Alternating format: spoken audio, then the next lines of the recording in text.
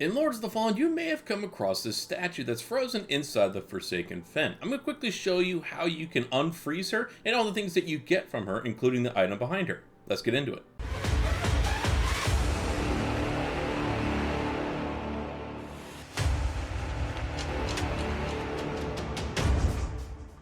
Now, as I mentioned in the beginning of this video, you want to travel all the way to the Forsaken Fen, and this is the Vestige Point, Vestige of Vallee that you want to go to. From there, you're going to want to follow the path that I'm showing you here, which takes you through a shortcut in the area that gets you to the very first big bonfire. If you don't have this shortcut, it's very easy to unlock, but if you don't want to unlock this shortcut or don't have it unlocked, just go to the big bonfire that I'm showing in front of you here. Now, from this big bonfire, take your way to the left until you see a little bit of a fire glowing in the background behind some of these vines. Obviously, break down these vines and you're actually going to see this frozen statue, or Kukujin as we're going to lovingly call her in a little bit.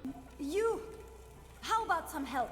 When you interact with her for the first time, she'll tell you how she got to be in this state because of a sorcerer that gave her a talisman that turned her into stone, unfortunately. Now she wants to be freed, and she'll owe you a debt, which is great because she also turns out to be a mercenary. And thankfully, freeing her is very simple. All you have to do is cast the Sanctify spell with a Radiant Catalyst, which is easily bought inside of Skyrest Bridge from Exactor Dunmire, but you do have to have level 18 Radiance to actually cast this spell, which could take a little bit of time, so this may be something you're going to come back to later on when you do have enough levels. But once you do cast it, you'll see that she breaks out of this petrified state and starts thanking you, and that she will live up to her end of the bargain where she owes you a favor, and also she would give you the necklace that turned her into stone in the first place, called a Pendant of Enduration.